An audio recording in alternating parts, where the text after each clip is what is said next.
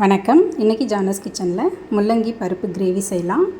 நான் அதுக்காக ஒரு பாத்திரத்தில் 1 டேபிள் ஸ்பூனுக்கு எண்ணெய் சேர்த்துருக்கேன். அதில் கொஞ்சமாக கடுகு போட்டிருக்கேன், உளுத்தம்பருப்பு, சீரகம் இதெல்லாம் பொரியட்டும். இது கூட ஒரு சின்ன சைஸ் வெங்காயத்தை பொடியாக கட் பண்ணி போட்டிருக்கேன். ஒரு மீடியம் சைஸ் தக்காளி, நல்லா பழுத்த தக்காளியை கட் பண்ணி போட்டிருக்கேன். 3 பச்சை மிளகாய், ஒரே ஒரு வரமிளகாய், கொஞ்சம் கருவேப்பிலை சேர்த்துக்கிறேன். இதெல்லாம் ஒரு 2 நிமிஷத்துக்கு இந்த மாதிரி வதக்கி விட்டுக்கிறேன். இது வதங்கினதும் இதில் இஞ்சி பூண்டு பேஸ்ட்டு 1/2 ஸ்பூன் அளவுக்கு சேர்த்துட்டு நல்லா கலந்து விட்டுறேன்.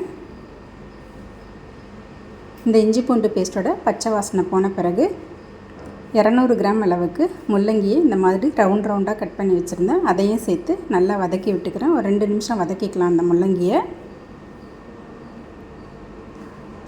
வதங்கின பிறகு இதில் 2 சிட்டிகை மஞ்சள் தூள், டேஸ்ட்டுக்கு தகுந்த மாதிரி உப்பு சேர்த்துருக்கேன். சாம்பார் பொடி ஒரு 3/4 டேபிள் ஸ்பூன் அளவுக்கு சேர்த்துருக்கேன். ஏற்கனவே பச்சை மிளகாய், வரமிளகாலாம் போட்டிருக்கோம். சாம்பார் பொடி அதுவே போதும்.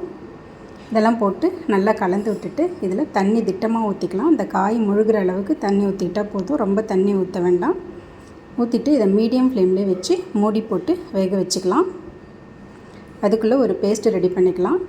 மிக்ஸி ஜாரில் ஒரு 3 டேபிள் ஸ்பூன் அளவுக்கு துருவின தேங்காய் போட்டிருக்கேன். கொஞ்சமாக பெருஞ்சீரகம், 1/2 ஸ்பூன் அளவுக்கு பொட்டுக்கடலை போட்டிருக்கேன். கொஞ்சமாக கசகசை போட்டு இதை நல்லா நைஸாக பேஸ்ட்டாக அரைச்சி எடுத்துக்கிறேன்.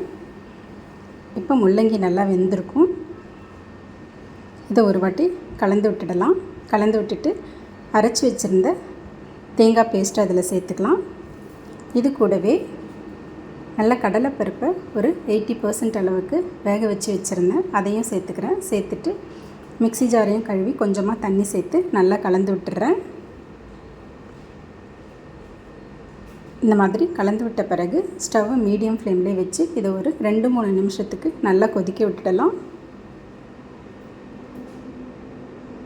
அவ்வளோதாங்க, நல்லா கொதிச்சிருச்சு. இதில் கடைசியாக கொஞ்சமாக கொத்தமல்லி தழை சேர்த்து ஸ்டவ்வை ஆஃப் பண்ணிடலாம். இந்த முள்ளங்கி கிரேவி ரொம்ப நல்லாயிருக்கும். டிஃபனுக்கும் நல்லாயிருக்கும், சாப்பாட்டுக்கும் நல்லாயிருக்கும். பூரி சப்பாத்திக்கெலாம் நல்ல மேட்சிங்கான சைட் டிஷ்ஷாக இருக்கும். தேங்க்ஸ் ஃபார் வாட்சிங்.